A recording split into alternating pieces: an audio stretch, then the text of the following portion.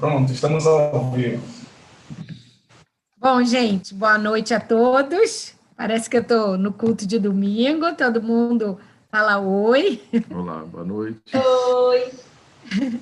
Então, vamos fazer essa experiência hoje, né? Nosso quarto estudo de Oi. Apocalipse. E agora nós vamos, então, continuar do mesmo jeito que a gente faz toda quinta-feira, cantar, compartilhar, participar do estudo, mas quem não pode estar nesse horário pode assistir depois. Então, sejam todos muito bem-vindos. Né? Ah, que bom, dá para ver todo mundo. Só a Silvia que ainda não. Dona Silvia. Tá bom. Bom, Marquinhos, vamos cantar, como fazemos toda semana. Vamos lá. Eu separei as musiquinhas aqui para não ter problemas de letra.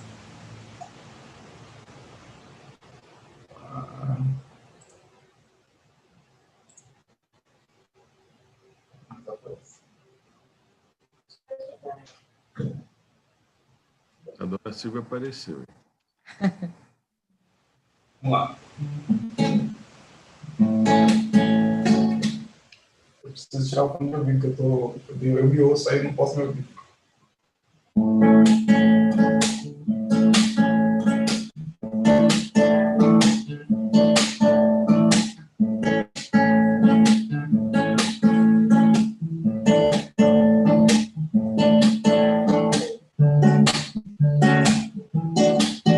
Cada estrada em que eu andei, eu pensei daria certo. Toda a terra em que habitei terminou em um deserto. Quando Deus achou em trevas disse: haja luz. Quando Deus achou em guerras disse: haja paz. Quando Deus achou em letras nuvens de tribulações, fez nascer um arco-íris no céu do meu coração. Toda vez que tive sede, deu-me de beber água viva, deu-me de beber água viva, deu-me de beber água viva, deu-me de beber.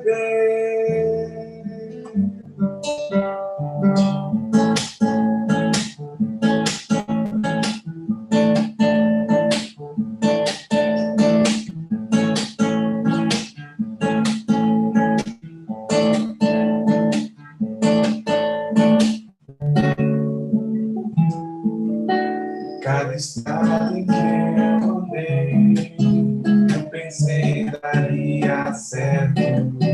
Toda a terra em que habitei terminou em um deserto. Quando Deus achou em trevas disse: haja luz. Quando Deus achou em guerras disse: haja paz.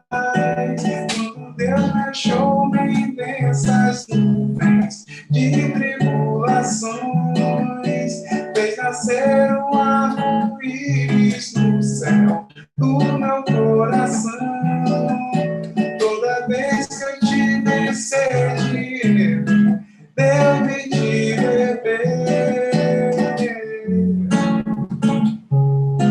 água viva, deu-me de beber água viva, deu-me de beber água viva, deu-me de beber.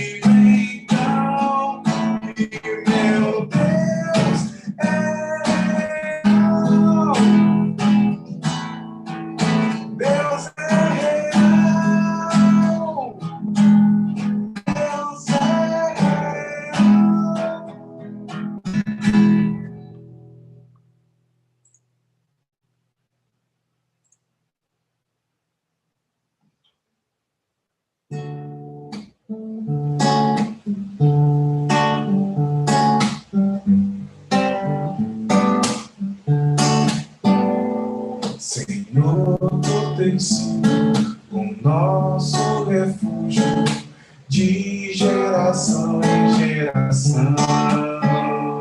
Senhor, tu tens sido o nosso refúgio de geração em geração.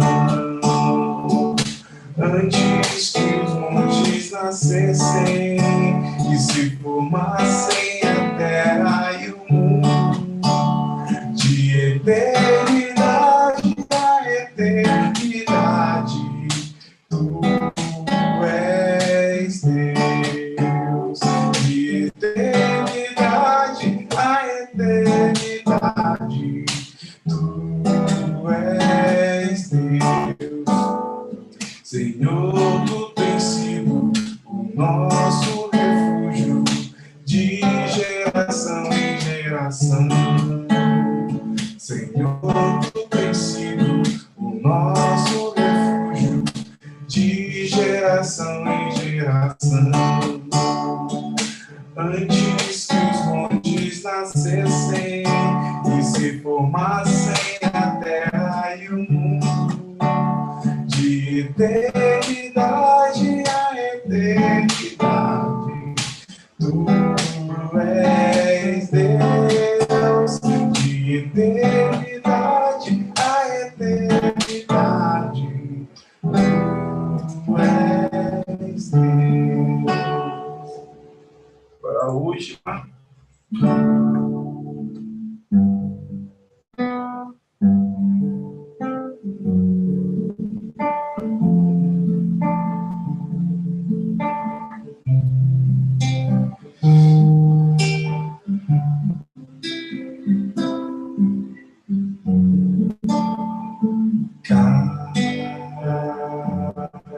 cada instante contigo, Senhor, que passa pelos pés, eu sou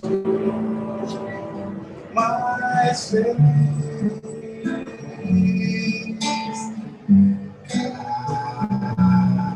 Cada instante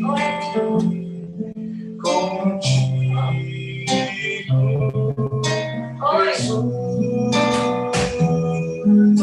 é paz em minha alma, suave harmonia no teu grande amor. É paz em minha alma, suave harmonia no teu grande amor.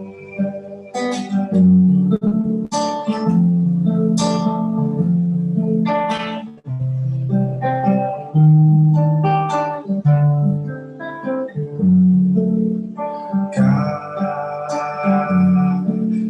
instante contigo, Senhor, que paz teus pés, eu sou mais feliz. Cada instante contigo, Jesus, é paz em minha alma, suave harmonia do teu grande amor. É paz em minha alma, suave harmonia do teu grande amor. É paz em minha alma, suave harmonia do teu grande amor.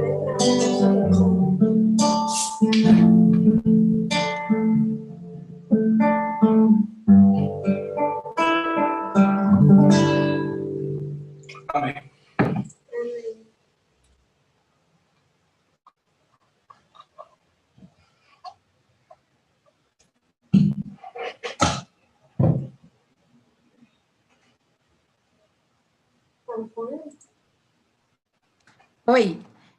Acho que tinha gente querendo entrar. Dá para ver se ainda tem?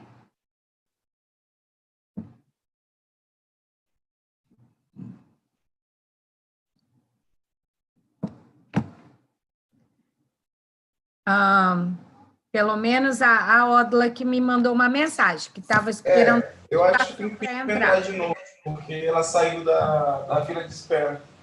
Como eu estava tocando, eu não consegui liberar também o mistério. Fala para ela entrar. Mas pode pedir para... ela pediu agora eu vou admitir. Tá já. Pronto. Maravilha, maravilha. Sim. Vamos orar, né? Tá. Isso. Opa, tá conectando o áudio. Tá bom. É muita coisa, tudo para você fazer, né? Tocar, autorizar, fica muita coisa. Tá bom. Não, tá bom. Tá certo. E também, na hora que a gente estiver fazendo o estudo, acho que pode liberar o microfone para cada um. Eu já deixei liberado. Às vezes quer fazer uma pergunta. Quer fazer uma pergunta e cada um pode ligar sem problemas.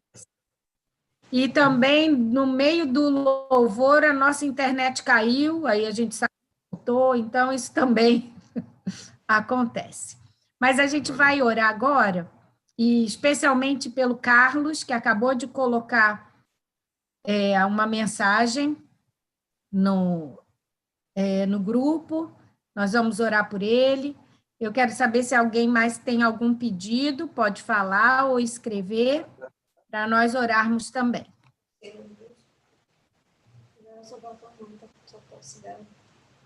Soraya, né, Soraya? Estamos orando por você, pela Suzy. E por mamãe também, Marcinha, que ela mandou Dona mensagem. Fátima, Tá com uma Dona Fátima tá ou Dona Jazibe? Quando você fala mamãe, eu fico na... Não, é Fátima. Tá Ela bom, tá Dona com uma Fátima. tosse que está persistindo há um tempinho. Aí ela pediu oração também. Tá bom. Oi, Catarina, que coisa boa. Tá certo. Podem abrir o vídeo, o áudio. O vídeo também. O áudio e o vídeo. Tá bom. Então, a senhora ia falar alguma coisa? Não sei se abriu. Não? Cristina também, né? A gente continua orando por você, pelo seu marido, tá bom? Eliseu. Isso. Também ali. Manda um abraço para ele. Olha aí, Eliseu. Linda tá mandando abraço e Márcia também. Isso. Linda tá mandando abraço e Márcia também. Ele tá mandando abraço para vocês, ele tá jantando. Tá bom. Obrigada. Ele é que é feliz. E Mariana linda aparecendo aí, que bom. A Mariana bonita. Então vamos orar.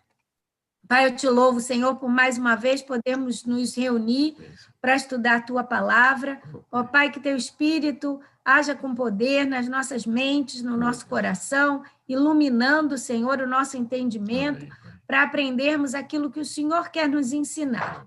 Abençoa, Pai, cada um de nós que está reunido aqui nesse momento. Também todos aqueles que ainda vão assistir esse vídeo também, ó Pai, que a tua graça, o teu Espírito alcance a cada um. Queremos colocar nas tuas mãos especialmente a vida do Carlos, ó Pai, naquele hospital, que seu problema possa ser completamente resolvido, seu problema de saúde, através do teu poder, e possamos ver a tua boa mão agindo. Sabemos que já está agindo, Pai, até agora, mas nós te pedimos, Senhor, completa a tua obra na vida do Carlos, ó Pai. Senhor, nós te pedimos pela dona Fátima, pela sua saúde, Senhor, restaura a sua saúde também, assim como a Soraya, a Suzy, Senhor, o trabalho do Eliseu, Senhor, dá a ele ânimo e forças a cada dia, saúde, Senhor. Abençoa, Pai, a Odla, a Catarina, a Sílvia, todos que estão aqui, a Amanda, Senhor, assiste, ó Pai. Muito obrigada, Senhor, por esse encontro.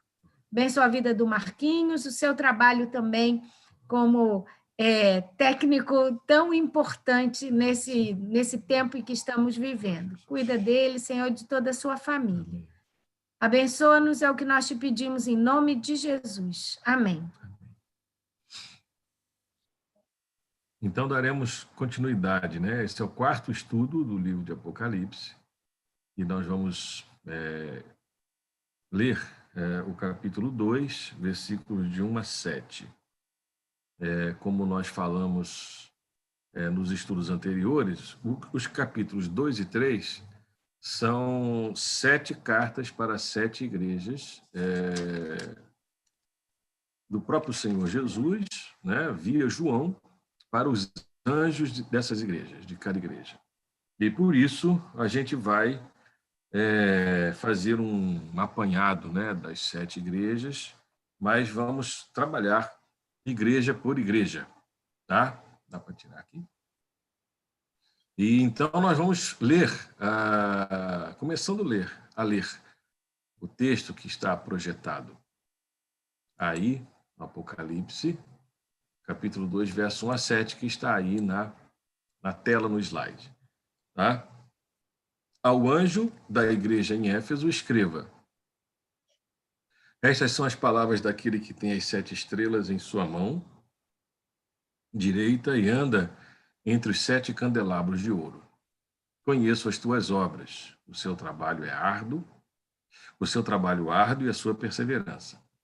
Sei que você não pode tolerar homens maus, que pôs à prova os que dizem ser apóstolos, mas não são. E descobriu que eles eram impostores. Você tem perseverado e suportado os sofrimentos por causa do meu nome, e não tem desfalecido. Contra você, porém, tenho isto: você abandonou o seu primeiro amor. Lembre-se de onde caiu. Arrependa-se e pratique as obras que praticava no princípio. Se não se arrepender, virei a você e tirarei o seu candelabro do seu lugar. Mas há uma coisa a seu favor. Você odeia as práticas dos nicolaítas, como eu também as odeio. Aquele que tem ouvidos, ouça o que o Espírito diz às igrejas.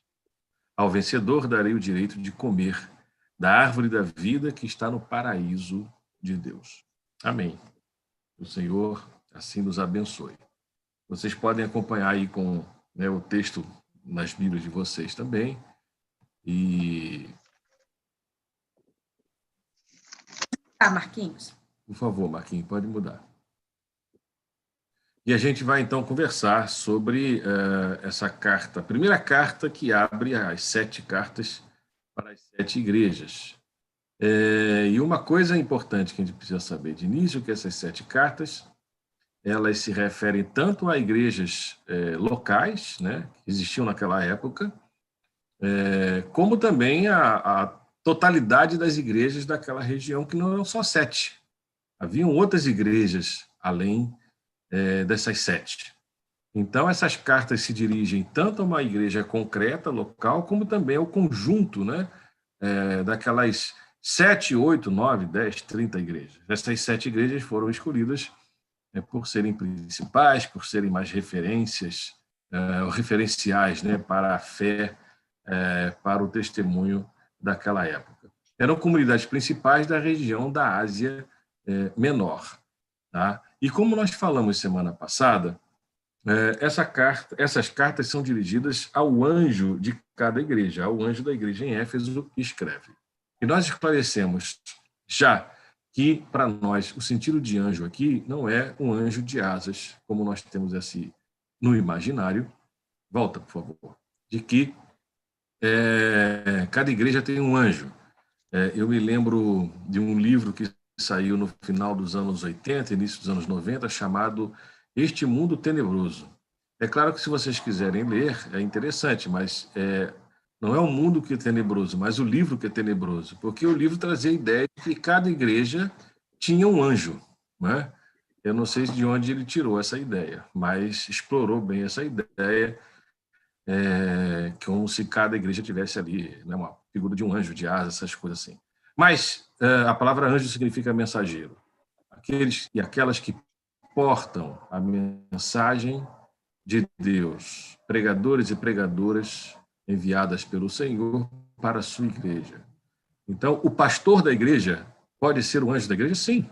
Ou pode ser qualquer pessoa que recebe a mensagem do Senhor e comunica essa mensagem do Senhor para a igreja.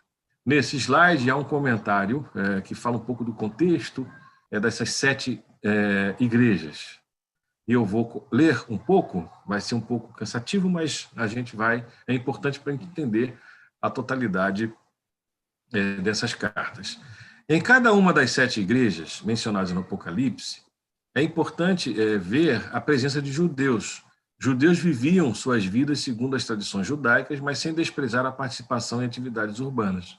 Foi a partir dessas comunidades judaicas, engajadas na vida cotidiana do Império, que o movimento de Jesus da Ásia se formou suas igrejas. Não era à toa, por exemplo, que o apóstolo Paulo chegava numa cidade e se dirigia à sinagoga da cidade. Quer dizer, a sinagoga era uma base, uma estratégia, uma ponto de partida para a pregação do evangelho. Assim foi com Corinto, foi com Éfeso também, e outras igrejas, e outras cidades. Todas as cidades mencionadas explicitamente na obra são cidades de grande porte, dentro da província, com exceção de Filadélfia. Tá? Então, eram cidades referências, né? Cidade com presença de judeus e com a comunidade cristã se desenvolvendo, se desprendendo, se relacionando, mas também se diferenciando, tanto dos judeus como também da sociedade pagã, da sociedade comum da época. A igreja cristã, então, ela estava se diferenciando das comunidades judaicas, de onde partiram, e também da própria sociedade mais ampla, dita pagã, né, ou gentílica. As igrejas da Ásia deveriam ter, em linhas gerais, uma mesma composição social. Elas possuíam em seus quadros pessoas livres e escravas, homens e mulheres, ricos e pobres, e deveriam se parecer muito com associações religiosas ou sociais que existiam na Ásia. É claro, gente, que cada igreja tem a cara da sua época, né? A forma como a gente se organiza hoje não é a mesma forma, moldura, molde, modelo, como as igrejas se reuniam naquele período.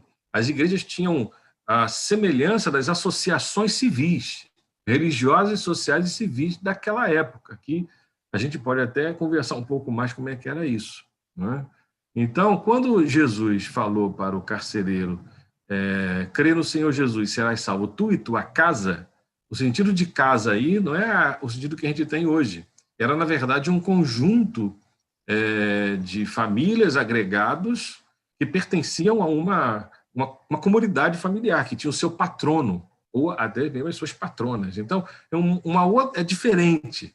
E a gente precisa entender um pouco esse contexto para a gente não pensar que aquelas igrejas eram da mesma forma como a gente tem hoje. Todas as 7 igrejas do Apocalipse tinham manifestação do culto imperial, em algum nível. 5 delas tinham altares imperiais, com exceção de Filadélfia e Laodiceia. 6 tinham templos imperiais, com exceção de Tiatira. 5 tinham sacerdotes imperiais, com exceção de Filadélfia e Laodiceia. Por que eu estou colocando isso? O culto ao imperador era um culto oficial, obrigatório, para as cidades que pertenciam ao Império Romano, né?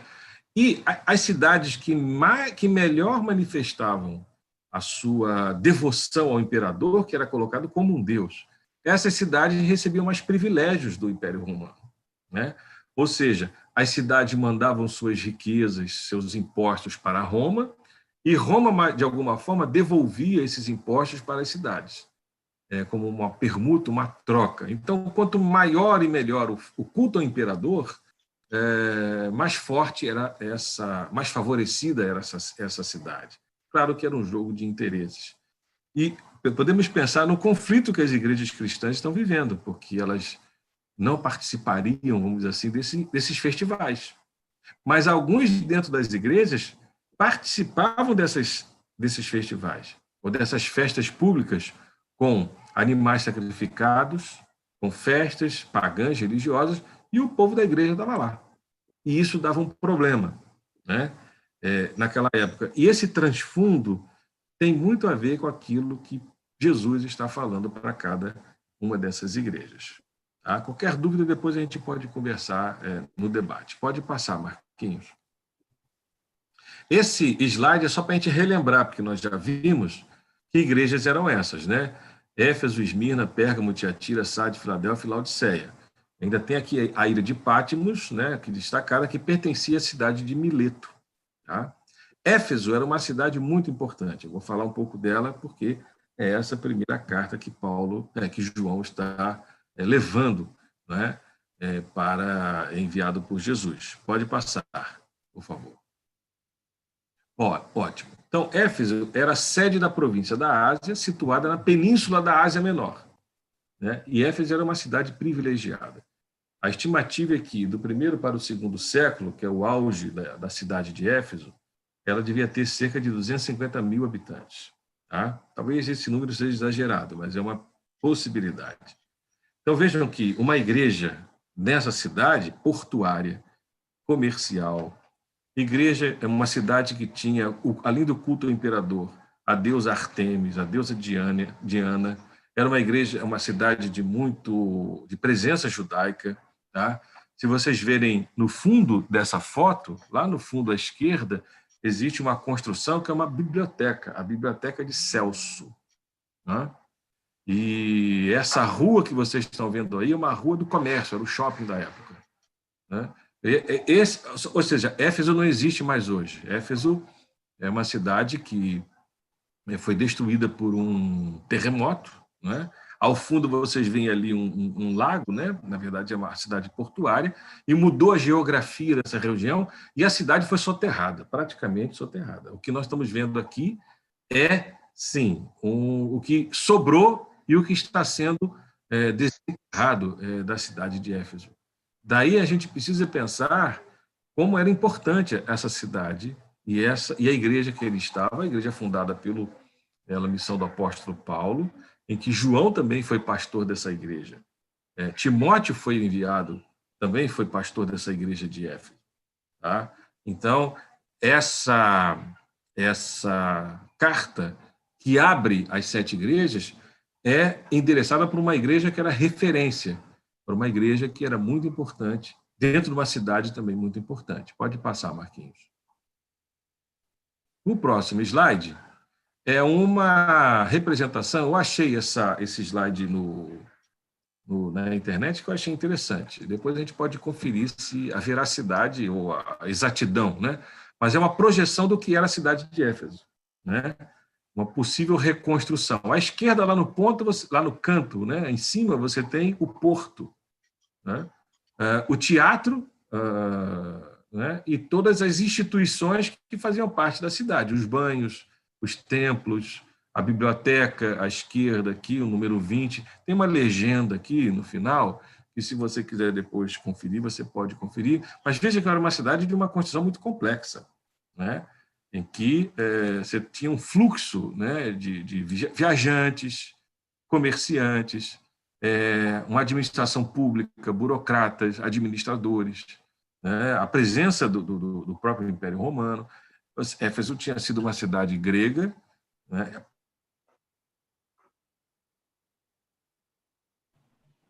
Opa! Oi. Voltaram, pronto. Onde é que eu parei? Estava falando da estrutura dessa foto, né? É só uma representação de como era uma cidade greco-romana, né? Aí está Éfeso. Então, pode ir para frente. Para frente, por favor.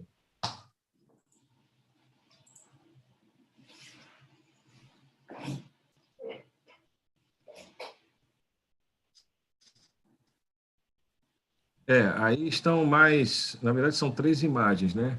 Essa biblioteca de Celso à esquerda, à direita uma rua principal que a gente viu são da cidade, né? E o teatro. Na verdade, em 2007 eu estive presente nessa cidade e visitei Éfeso. É fantástico isso. Odla foi na Turquia a Odla também, foi na Turquia, né? Esmirna. Esse teatro aí, por exemplo, foi onde ficaram gritando 2 horas direto, né? Grande Diana, deusa dos Efésios, quando Paulo e Timóteo, Silas, estiveram pregando o evangelho ali em Éfeso, quando chegaram, né? Então, isso dá um pouco de, né? Pelo menos a gente mais concretude, né? De ver a cidade, né? E pode passar, por favor.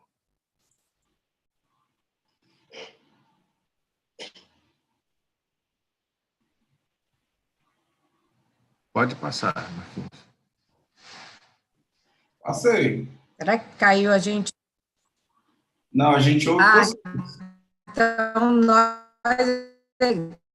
Tá bom. Já Sim, deu. agora. Tá?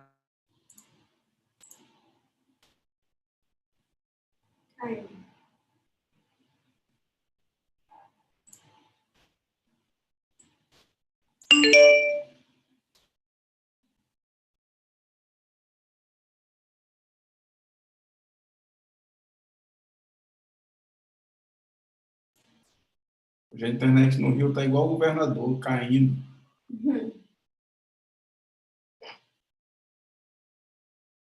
Outros detalhes que, porventura, a gente conversar, a gente conversa depois, de dúvida. Estrutura comum. Tá bom?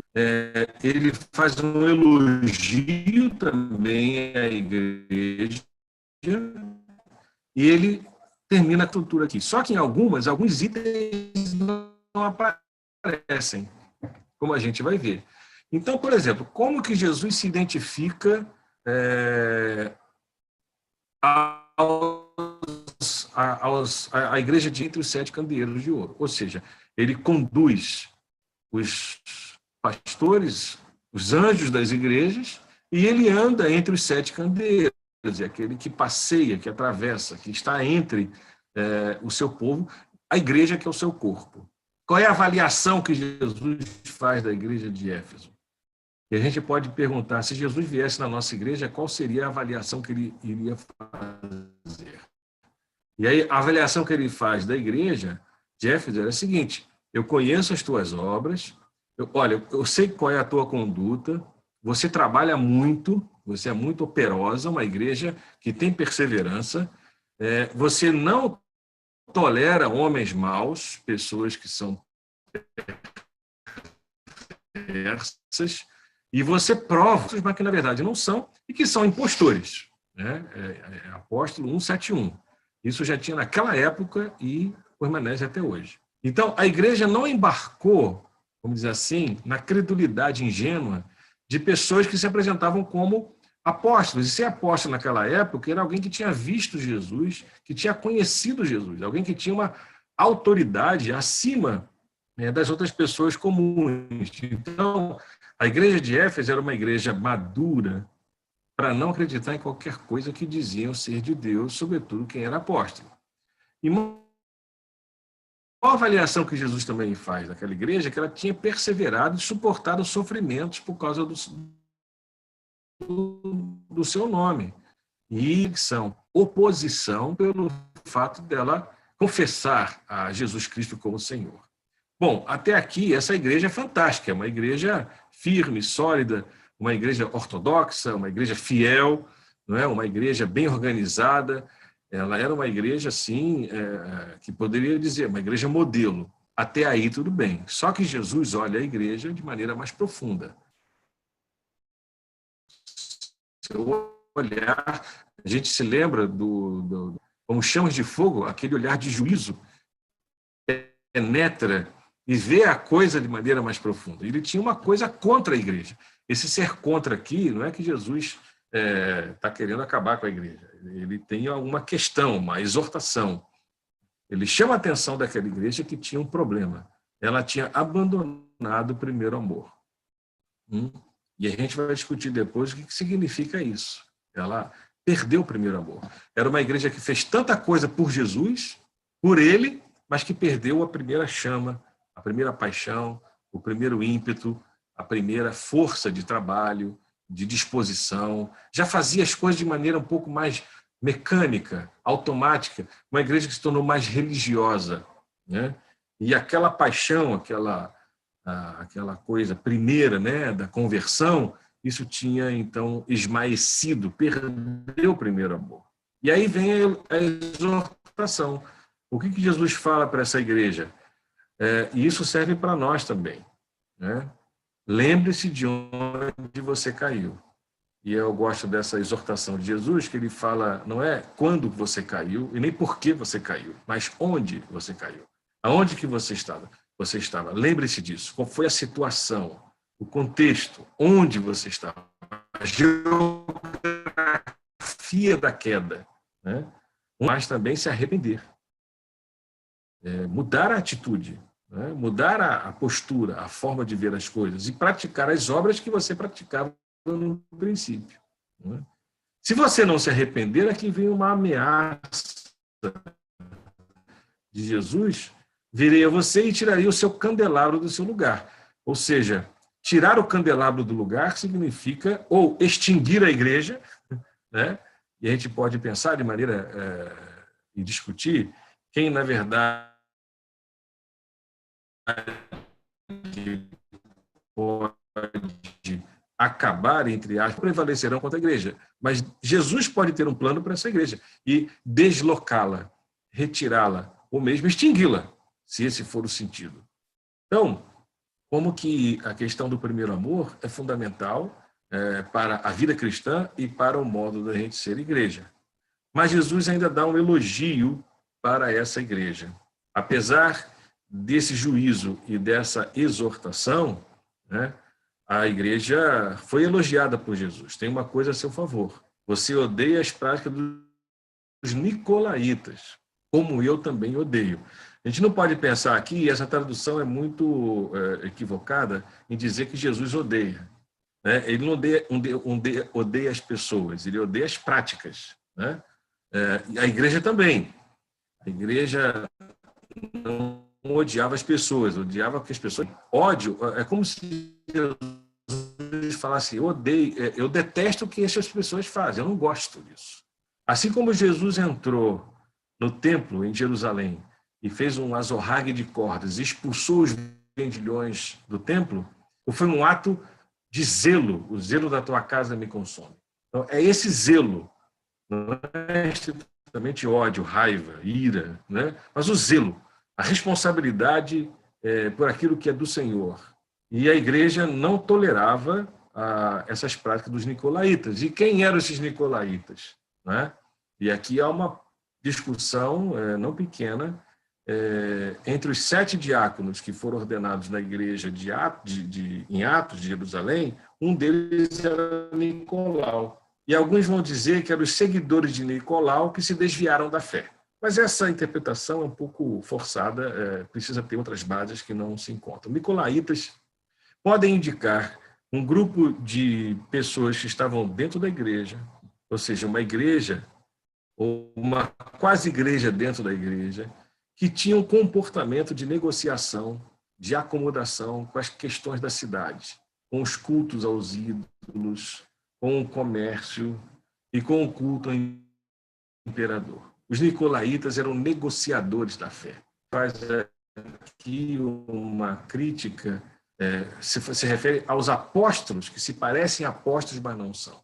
Ou seja, pessoas que estão se revestindo de autoridade religiosa, mas que, na verdade, estão fazendo comércio da fé, estão negociando a fé. A igreja de Éfeso, ela não tolerava isso, ela não era a favor disso. Essa prática, ela não gostava, assim como o Senhor também não gostava. E, para terminar, há uma promessa aqui. Aquele que tem ouvidos, ouça o que o Espírito diz às igrejas. Aqui é uma outra exortação que vai se repetir nas 7 cartas. Aquele que tem ouvidos, ouça o que o Espírito diz às igrejas. Ou seja, Jesus está falando às igrejas, mas é o mesmo Espírito que está falando às igrejas. E a igreja, quando Jesus fala isso, podemos considerar que é possível que a igreja não mais ouça a voz do próprio Senhor. Ela pode deixar de ouvir aquilo que o Espírito está dizendo e passa a ouvir quem? Os apóstolos, impostores. Passa a ouvir esses comerciantes da fé, os chamados nicolaítas. Ela passa a ouvir outras vozes, né, que não a voz do Espírito. E a promessa derradeira da própria vida eterna: ao vencedor darei o direito de comer da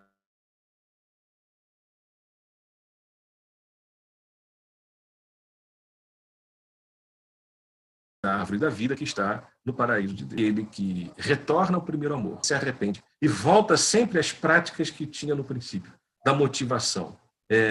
O vencedor é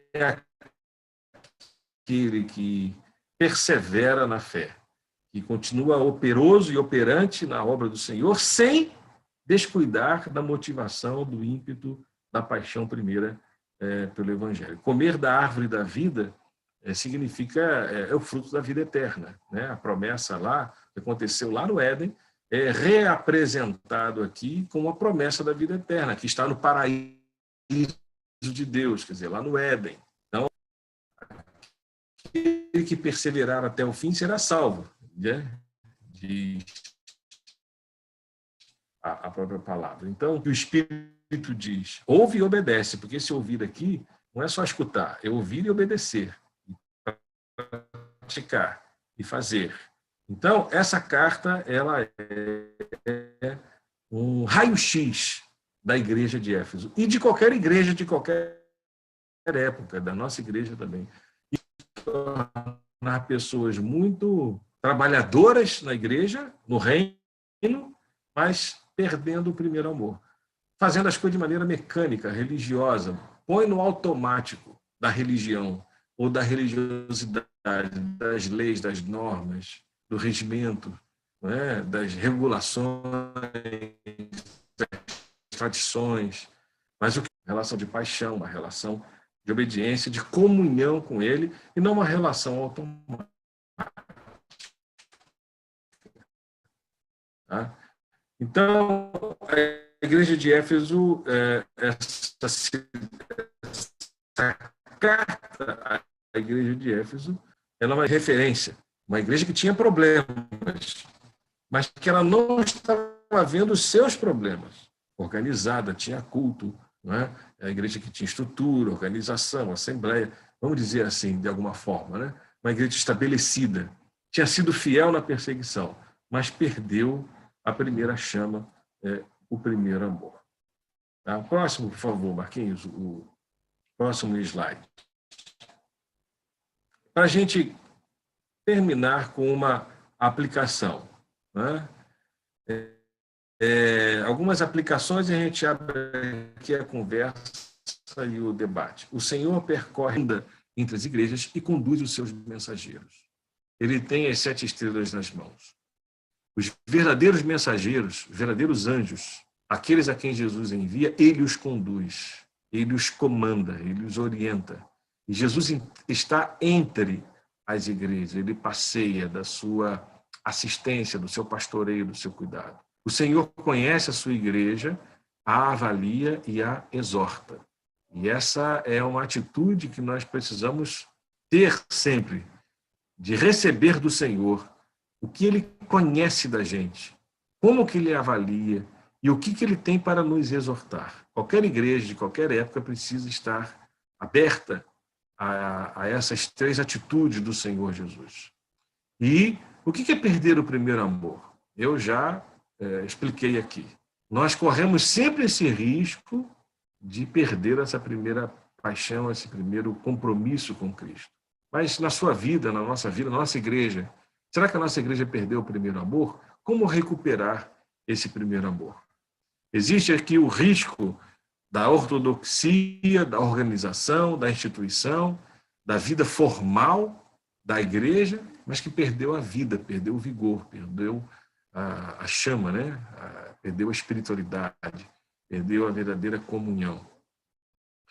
E o que vai acontecer na igreja de Éfeso, o que vai se repetir também nas outras igrejas próximas que a gente vai estudar, e isso acontece muito hoje no mundo evangélico, é de ser tolerante com o intolerável e ser intolerante com o que pode ser tolerável, né? Às vezes a gente inverte essas coisas. A igreja de Éfeso não negociou com os nicolaítas e com os apóstolos impostores. Era uma igreja ética, não é? Era uma igreja de compromisso ético. E às vezes se tolera aquilo que não é ético, né? E é intolerante com aquilo que é justo, que é reto. E a gente pode fazer aplicações muito grandes, muito boas e práticas com a situação que a gente está vivendo hoje. E não só para a igreja de Éfeso, mas as outras igrejas também, as próximas 6, houve e ainda há, né, um conflito entre a fidelidade ao Evangelho, na sua integridade, no seu segmento, ou a acomodação com aquilo que o contexto está proporcionando. Ao culto ao imperador, aos festivais coletivos que as cidades promoviam, a misturar questões financeiras, comerciais com a fé, né? A negociar questões políticas com a fé, coisas que a gente está vendo hoje, né? Então, a exortação, o que é importante para nós é pensarmos nessa questão da fidelidade ou melhor dizendo, ou acomodação. Acomodação no sentido negativo, tá? Com aquilo que o mundo ou a sociedade ante o evangelho, a graça de Deus, está promovendo. Mas a gente pode conversar, tá bom? Vamos conversar então um pouco agora. Pode tirar o slide, Marquinhos, e voltarmos aqui para a sala. Eu estava lembrando do último encontro e parece que eu consigo ver duas coisas que são absolutamente distintas uma da outra. Como eu falei no último encontro, parece que, na verdade, a gente enxerga, por exemplo, a gente está começando a olhar as 7 a partir de Éfeso, e Éfeso é como se fosse uma célula de como a igreja, a nossa igreja no geral, hoje, a igreja de Cristo, hoje é. Então, tipo assim, a gente reconhece esses fragmentos na igreja no geral.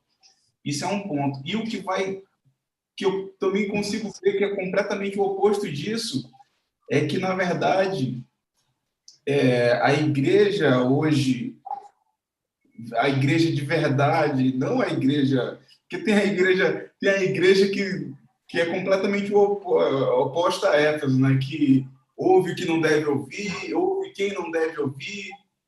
Então, tem essa daí não é a igreja de Éfeso, não faz parte dessa célula aqui. Que é o oposto do que eu penso também. Então, tipo assim, a igreja universal tem esse pedacinho, essa célula que ela pertence, que ela é organizada, que ela segue conceitos e não se deixa levar por qualquer coisa. Por outro lado, a gente precisa separar também dessa igreja universal as igrejas que realmente se parecem mais com essa de Éfeso, que é o que a gente, de repente, tem que buscar um pouquinho e se atentar para a exaltação que João fez através de Jesus fez através de João. Então, tipo assim, voltar para o primeiro amor, ver onde que é o ponto que precisa voltar e continuar seguindo tudo o que foi falado. Ó. Não ouve esse pessoal, não faz isso que vocês já não fazem mesmo, então tá tudo certo. É meio paradoxo esse negócio que eu pensei aqui, mas é meio louco.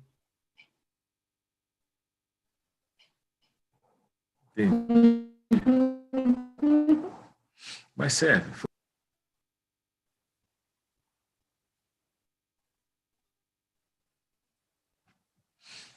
Deu para entender, gente? Ficou alguma questão aí? Eu tenho algumas questões para botar, mas é só depois que você responder a questão do nosso colega. A minha cabeça tá fervilhando aqui. Prepare-se. Que coisa boa. Veja bem, o que o Marquinhos colocando, você entende bem, né?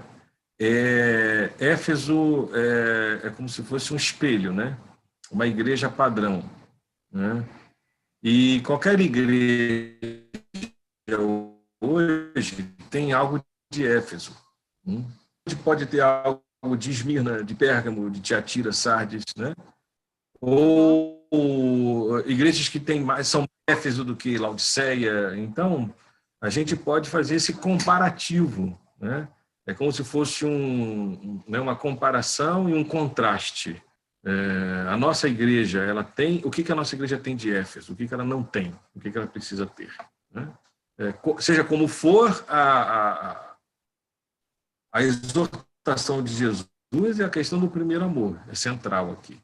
Vamos ter zelo, vamos ter responsabilidade, vamos ter trabalho para o Senhor, mas nunca perdendo o primeiro amor. Será que travou, não? Travou não. É isso mesmo, Travou não. É isso mesmo, exatamente Acho isso. que travou, não? É isso mesmo. Tô escutando bem. Deu para ouvir. Então, Mais vamos alguém lá. quer falar? Pode falar. Eu vou falar aqui uma coisa. Bom, tem duas coisas que me chamaram muita atenção, tá? A prática dos nicolaítas, né?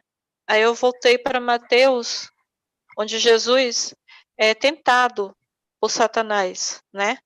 Onde está Mateus 4:8. Me pareceu muito com a tentação de Jesus Cristo, onde o diabo levou o Senhor para um monte e disse, né? Tudo isto te darei se te prostrares e me adorares, né?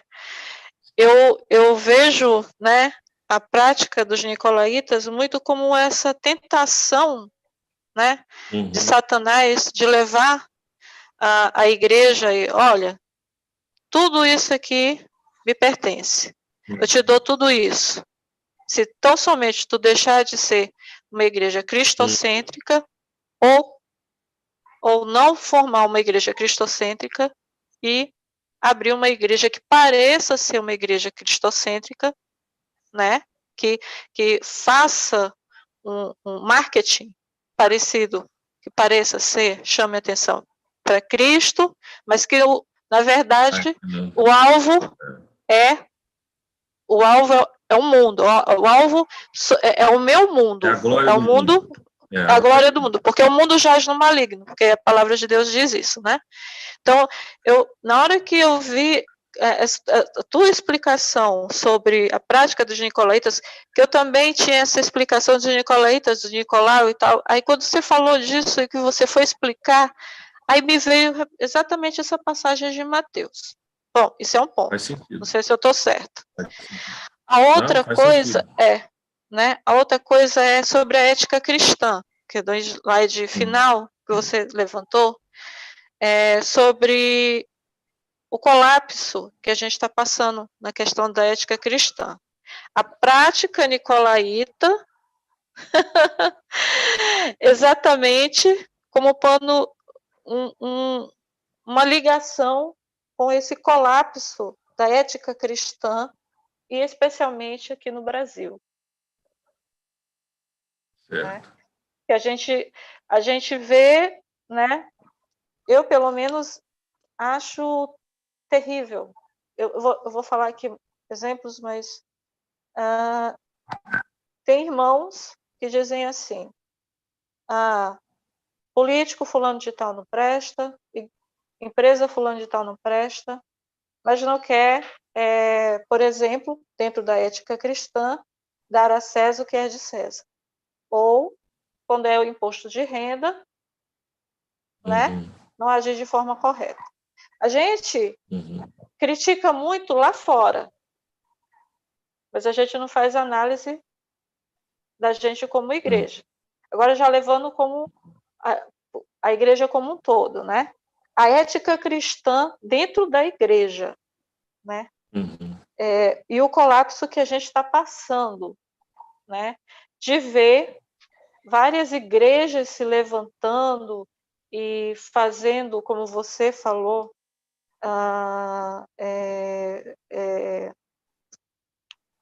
venda, né? Eu esqueci o termo correto, fazendo barganha da fé. Essa é a palavra, eu acho. Barganhando a fé cristã.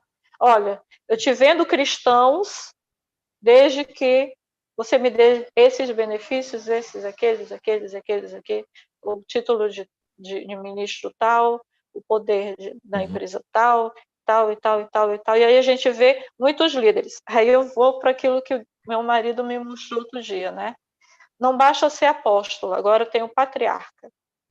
Sabia que já tem um Verdade. patriarca? É isso mesmo. É uma Aí competição. o apóstolo 171 já não serve mais, né? Não, Abraão, patriarca. Abraão já passaram Abraão, já tem um novo patriarca aí, tá entendendo? Então eu fico assim, quando eu faço isso, eu fico até arrepiada de medo do que virá, né? Porque se isso é o que a gente ainda vai ver coisas piores dentro da igreja, eu fico até com medo do que ainda virá. E eu vejo isso muito como uma questão da ética cristã, né? Aí vem o ponto. A comunhão de Deus é importante, né? Eu acho fundamental. Mas eu vejo que a igreja de Éfeso, exatamente porque ela guardava o trabalho árduo, a perseverança, o sofrimento, a ortodoxia e tudo, ela tinha força para não cair no que hoje muitas igrejas estão caindo. Que é a falta de ética cristã, o culto imperial e tudo. Agora, o errinho dela foi só esse. Só que é um errinho muito sério. É um erro. É um errinho muito sério. Porque para Deus não tem errinho nem errão, é erro e pronto. Nem pecadinho, nem pecador, é pecado, né? Mas eu fico assim, pensando, meu Deus, como avaliar uma igreja dessa? Né? Porque há coisas muito bonitas de se ver nela. Mas quando vem para essa parte do primeiro amor, aí você realmente, né? E Deus falando isso deve ser pesado para a igreja. Ah, outra coisa que eu lembrei o que tirar o candelabro do seu lugar? Isso daí eu não entendi. Porque eu não vejo tirar o candelabro do seu lugar como extinguir a igreja. Será? Eu também não gostaria que numa igreja extinta, né? Talvez tirar o candelabro, o candeeiro, né, do seu lugar, seria deslocar a igreja da sua situação de importância. Então, realmente pode ser uma interpretação mais dura, né, de extinguir a igreja, e alguns vão interpretar isso, sabe como? Uma vez eu ouvi um pregador, inclusive muito famoso por aí, dos calvinistas, dizendo que a igreja de Éfeso ela não ouviu o que Jesus falou. E por conta disso, o terremoto que acabou com a cidade foi, na verdade, o candelabro que Jesus tirou. Né? Quer dizer, uma coisa absurda, porque entre o que Jesus falou para a igreja, se a gente for pensar assim, no primeiro século, e o terremoto, é uma situação, uma distância de 150 anos, 200 anos. E aí, como é que uma igreja, que se durou 200 anos essa igreja, ela não foi uma igreja infiel, ela não foi uma igreja... De repente, a igreja de Éfeso ouviu essa exortação e o terremoto é um terremoto, acabou com a cidade. Então, há pregadores que interpretam a coisa de maneira tão perversa, porque, para mim, essa palavra de Jesus para a igreja de Éfeso é uma palavra de misericórdia. Ele é o pastor da igreja, ele é o senhor da igreja. Ele quer que essa igreja se recupere. E se ele fala isso, é porque ele vê na igreja o potencial de arrependimento. Né? Se ele falou, lembra-te de onde caíste, né? Arrepende e volta, é porque ele via que Éfeso podia se arrepender, se lembrar. Éfeso podia retomar.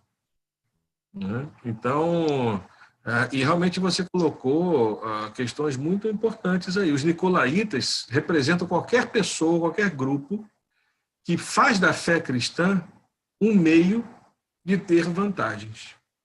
Seja ela qual for, seja qual for a vantagem, política, econômica, de status social.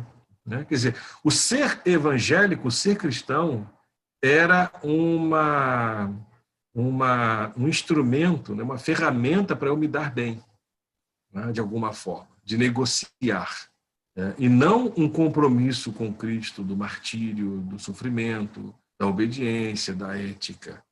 Tá? Em qualquer época, nós estamos vendo isso muito hoje, né? Pessoas e mesmo igrejas, né? Igrejas que se nicolaizam, né? Igrejas que negociam, igrejas que vendem, se vendem, né? Para uma estrutura política, né? Para negociações, isso na época de eleição, por exemplo, né? Então, nós tivemos agora, na eleição do Congresso, né, o perdão para dívidas de igrejas. A coisa é mais complexa do que isso, mas pode chegar lá. Então, igrejas que não pagaram impostos, igrejas que não pagaram FGTS para os seus empregados, para os seus pastores, suas lideranças, igrejas que estão devendo milhões para o poder público, serão perdoadas. Mas a questão é o seguinte, o que esses políticos vão receber em troca dessas igrejas? São negociações da fé. A fé se torna uma moeda de troca. Isso é nicolaísmo. Um objeto de negociação. Então, a gente precisa... Eu fico pensando muito na nossa igreja. Estou falando da nossa igreja congregacional do Angelim. Por que a gente não é uma igreja grande, numerosa, cheia de gente, sabe? Por que a gente tem esse tamanho, esse formato? A gente está pagando preço. Né? Porque igrejas que têm um volume grande de gente, eu passo a desconfiar. Não estou justificando que a gente não tem que crescer, nós temos que crescer. Mas, às vezes, o crescimento começa a negociar aquilo que não pode ser negociado, da própria ética cristã, da postura, da visão do reino de Deus. Tá? E aí a gente tem que fazer uma opção. A igreja de Éfeso fez uma opção do caminho estreito, né, de obediência a Cristo. Né, do caminho estreito. Mais alguém quer falar?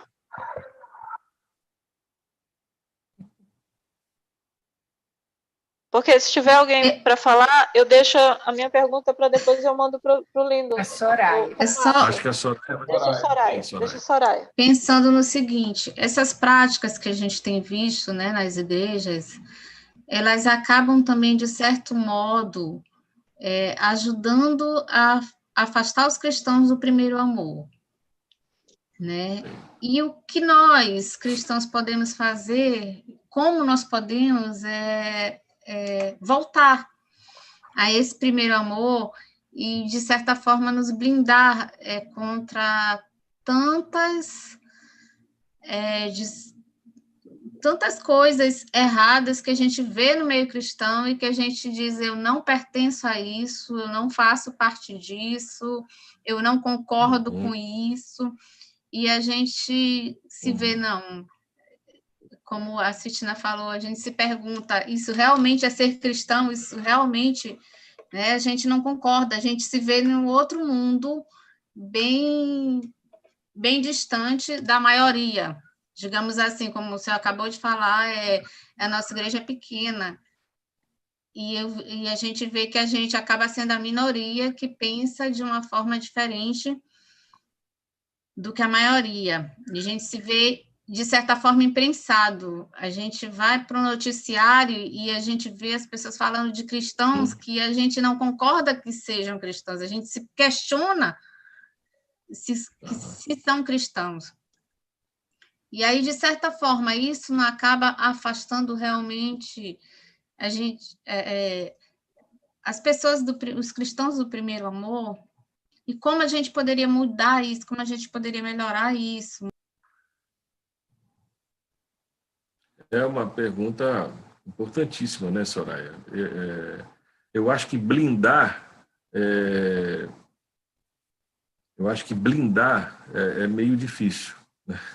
Porque a igreja, ela é sociedade também, né? Então, a nossa igreja é a cara do bairro do Angelim, é a cara da cidade de São Luís, é a cara do Maranhão, a cara do Brasil, né? Então, é uma igreja que a gente não tem como se isolar, se fechar. E, às vezes, uma comunidade busca essa solução. Bom, para a gente não cair nessas tentações, nesses riscos, a gente vai formar aqui um gueto, uma sociedade fechada. Isso também não é solução, porque isso é meio doentio. Isso é paranoia, entendeu? O que nos ajuda a manter, vamos dizer assim, tanto o primeiro amor, a chama, como também um estado de vigilância ante essas coisas que podem surgir? Para mim, existem duas atitudes permanentes. A primeira é a palavra de Deus. Tá? É a palavra de Deus. A gente precisa ouvir, ler, estudar, discutir, conversar, ouvir. Por isso que a tecla é a palavra de Deus. Né? A segunda é realmente uma vida de oração. O que seca o primeiro amor, gente, é a oração que resseca. Né? O que alimenta, o que rega um coração de primeiro amor, da primeira paixão, é a vida de oração. Né? Não uma oração mecânica, religiosa, de cumprir regras, de cumprir horários, mas a vida é orante, a vida é a oração. E quando a vida é a oração, eu vou orar. Então, por que um jardim seca? Porque ele não é regado. Né? Ele não é regado. Então, a gente precisa regar a vida da gente. A igreja precisa regar essa vida. Agora, quando o jardim recebe a água que rega, há uma revigoração, mas o que cresce não é só planta sadia, crescem também as ervas daninhas, né? Cresce o mato. Aí a palavra de Deus é importante para tirar aquilo que não é. Por isso, para mim, não há fórmula. A gente precisa permanentemente fazer uma crítica e autocrítica à luz da palavra de Deus, uma vida de oração, uma comunhão, ficar atento para os sinais dos tempos, que Jesus fala isso, e viver essa tensão, viver o caminho estreito no conflito com o caminho largo. A questão é essa. Né? E tomar decisões, quer dizer, todos os dias nós temos que tomar decisões na vida da gente. Se a gente vai fazer o certo, se vai errar ou errado, se a gente vai colocar no imposto de renda o que é verdadeiro, do que a gente ganha, do que a gente gastou, se a gente vai burlar ou não. Né? Há várias formas dessas simulações do dia a dia, dos nossos relacionamentos. Né? Então, essa luta é constante. De uma ética tanto ampla como também de uma ética pessoal, privada. A oração, a palavra de Deus, a comunhão, isso é que faz. E quando eu falo palavra de Deus aqui, é mais do que doutrina.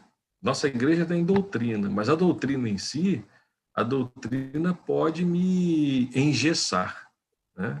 A doutrina pode me levar até a matar em nome de Deus. Então, é preciso ter doutrina, mas para além da doutrina, a palavra de Deus. Tá? A palavra de Deus. Então, a igreja de Éfeso era uma igreja doutrinada, de doutrina ortodoxa, né? Podia ser até uma igreja calvinista, né? Mas perdeu o primeiro amor. Calvino nem tinha nascido, mas a igreja paulina, né? Foi pastoreada por Paulo. Imagina uma igreja em que Paulo foi pastor, Timóteo foi pastor e João também foi pastor. Gente, era uma igreja exemplar. Hoje eu tive aqui, hoje à tarde eu fui visitar uma igreja aqui no Rio de Janeiro, a Igreja Batista Barão da Taquara. É uma igreja enorme na Praça Seca, igreja de não sei quantos mil membros, uma igreja exemplar. Entendeu? O templo da igreja, internamente, carpete. O que a gente pensar assim, de modelo de igreja, de templo, também de templo, né? É aquela igreja batista ali. Falei, puxa vida, para fazer parte dessa igreja, um paraíso de igreja. Entendeu? Mas toda aquela estrutura, um espaço fantástico, estacionamento, templo espelhado para a praça, uma coisa assim, igreja rica. Né? E se não tiver primeiro amor, serve de que isso? O pastor é um homem de Deus. O pastor é um homem de Deus, né? E é interessante que essa igreja teve só 5 pastores em 82 anos. Ele é o 5º pastor. Então, são lições que a gente precisa tomar para a gente. A nossa igreja, estou falando da igreja congregacional, é uma igreja que está amadurecendo ainda. É uma igreja que precisa de estrutura, de doutrina, de forma, de ordem, de estatuto. Uma igreja que precisa de liderança. uma liderança mais firme, mais perseverante, mais que permaneça até o fim nas coisas. Nossa igreja ainda tem traços de imaturidade, de inconstância, de improvisos, tá? Mas uma coisa que eu acho que a nossa igreja não perdeu ainda é esse primeiro amor. Essa coisa de fazer missões, de servir, de fazer as coisas pelo Evangelho, colocando as pessoas na frente da doutrina, da verdade religiosa, da denominação. As pessoas vêm sempre antes. Eu acho que primeiro amor tem esse significado. As pessoas são mais importantes do que qualquer coisa que a gente faz em termos religiosos. Tá? Jesus morreu pelas pessoas, né? Jesus morreu pelos indivíduos, pelos sujeitos, pelas famílias. Então, isso tem muito a ver com o nosso testemunho de fé e de vida, nesse contexto cada vez mais nicolaicizado. Né? E a gente vai ver nas próximas igrejas, igreja de Esmirna, de Pérgamo e Tiatira, Éfeso tem os nicolaítas, Pérgamo tem um tal de os que seguem a doutrina de Balaão. E a igreja de Tiatira tinha uma figura chamada Jezabel. Imagina, gente.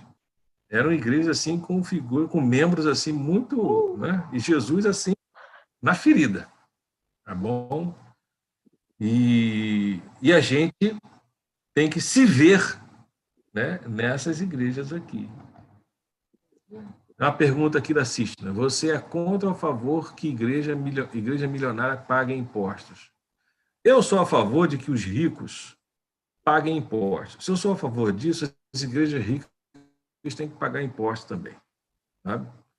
Aliás, nesse período de quarentena, 40 bilionários brasileiros ficaram 170 bilhões de reais mais ricos. Tá bom? Isso é um absurdo. Um país dessa dimensão, com toda essa miséria, 40 pessoas bilionárias ficaram 170 bilhões mais ricas. Sabe? E o governo diminuindo de 600 para 300 reais a ajuda para os trabalhadores, para as pessoas simples. Então, eu até questiono, Cístina, se a igreja tem que ser milionária. Tá? Eu acho que a igreja milionária é uma contradição. Eu acho que a igreja tem que servir as pessoas. Eu acho que ia te falar isso. Eu não consigo aceitar igrejas que gastam horrores de dinheiros com megatemplos. Será que eu sou preconceituosa? Será?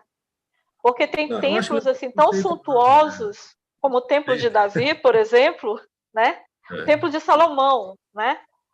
Que eu fico assim, eu fico pensando, meu Deus, será que sou eu que estou errada? Será que sou eu que sou preconceituosa? Não, agora, se essas igrejas fossem pagar impostos por tudo aquilo que ela arrecada, essas igrejas fossem pagar, imagina o tanto de dinheiro que não ia ser arrecadado. E que, se fosse arrecadado e fosse investido no social, né? Saúde, educação, habitação, saneamento. Essa igreja que eu conheci hoje é uma igreja rica, mas tem gente pobre lá também. É uma região do Rio de Janeiro de classe média baixa. Não é Zona Sul, não é, vamos dizer assim, Leblon, Ipanema, não é Renascença, vamos dizer assim, Alto do Calhau, Península. Não é uma igreja do povão. Mas é uma igreja que tem uma classe média e eu tenho certeza que aquela igreja ali é uma igreja que usa bem os recursos, de maneira responsável, sabe? Então, essa igreja, para mim, se ela for responsável, se ela presta contas daquilo que ela arrecada, tanto para o público como também para si mesma, tá? Eu não vejo problema a igreja ter dinheiro, se esse dinheiro é usado para o reino. Agora, quando essa arrecadação é usada para acumulação e para privilégios, tá? Para privilégios, aí isso é nicolaísmo, aí, isso daí está errado. Sabe? Tanto é que eu conheci o pastor da igreja e o pastor tem um carro normal, se veste normal, não é um patriarca, a quarta personalidade. Ele não é Armani, não veste Armani, Ele veste assim, uma camiseta como a gente. Então, e assim, você vê que a estrutura da igreja, o prédio, tudo que tem é para servir as pessoas. A gente pode ter uma mega estrutura, mas que seja para servir as pessoas, da educação, principalmente a educação. Eu penso, por exemplo, ali no Angelim, nós deveríamos partir para um projeto de serviço à sociedade, projeto educacional, por exemplo. Nós temos ali uma boa propriedade, sabe? Nós temos pessoas, nós temos talentos, tá?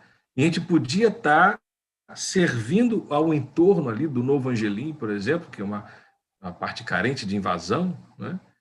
De crianças, por exemplo. Então, eu acho que, agora, se igreja que tem dinheiro no banco, que faz especulação, tá bom? Para que a sua glória apareça, aí mudou a disposição, mudou a motivação interna. E é muito difícil isso, é muito difícil. Mas é um desafio para nós. Tem uma rede, uma TV, uma emissora de rádio e televisão. Pois é. Que não prega o evangelho. Observação. Não vou nem dizer o nome da TV, né? Eu indo para a igreja, essa igreja que eu visitei hoje, eu passei em frente à igreja do Silas Malafaia, Assembleia de Deus Vitória em Cristo, que é também não me fala desse cara, pelo amor de Deus, eu quero dormir hoje à noite. Não gosto dele. Mas assim, é uma coisa para a gente pensar, não é? Qual é o projeto de igreja que nós temos? Nós somos Éfeso, né? Somos Éfeso em que sentido? Em que medida? Qual é o projeto que temos? Né? Então, é uma coisa para a gente pensar. Tá bom, gente? Tá bom. Tá tarde. Marquinhos, valeu. Muito obrigado. Gente, Deus abençoe. Vai orar, não? Vamos fazer oração, né? Vamos fazer oração. Vamos orar. Obrigado, Senhor, por tanta riqueza e profundidade da Tua palavra, de uma carta tão pequena, transmitida tanto tempo atrás para aquela igreja, para aquele contexto, e que de maneira tão viva e pronta nos fala hoje. Nós queremos Te louvar e agradecer pelo dia e por esse encontro tão precioso aqui conosco. Abençoa cada vida que está aqui e completa a Tua palavra, Senhor, nos nossos corações. É o que nós Te pedimos. Dá-nos uma noite também abençoada na Tua presença o restante de semana. Em nome e para a glória de Jesus. Amém.